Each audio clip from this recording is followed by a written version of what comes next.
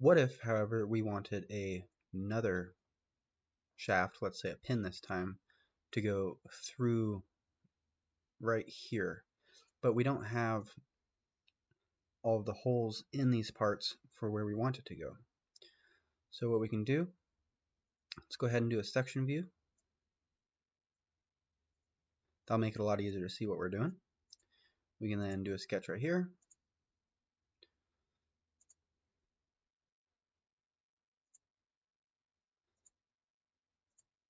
Let's say we want this to be 1/2 inch. We can set this.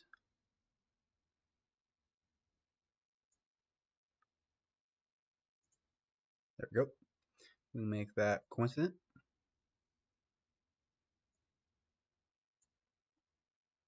Actually, I wanted horizontal.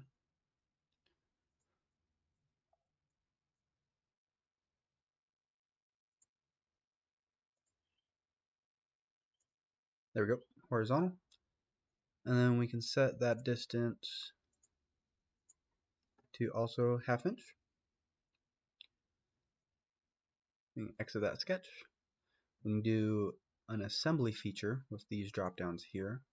Let's say extruded cut.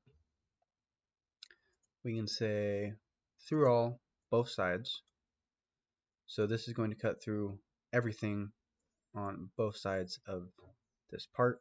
And we can say all components, hit the green check. So now what we have is inside the assembly, there's a hole going through everything, how it was assembled.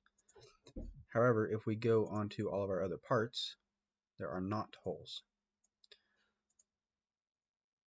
What you need to do is click on this assembly feature, edit feature, and you want to propagate feature to parts.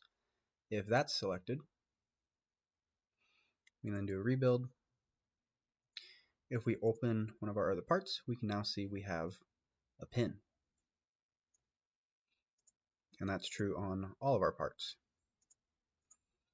That's a very quick way to get something, a feature, through an array of parts and not have to do the math to figure out exactly where they go in the assembly. You can assemble it how you need it and then pop in this hole. And if any of these things change, let's say that this part changes size.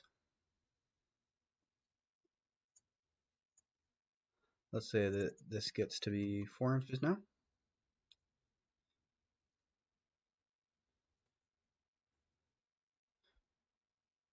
We can see that that updates and our hole is still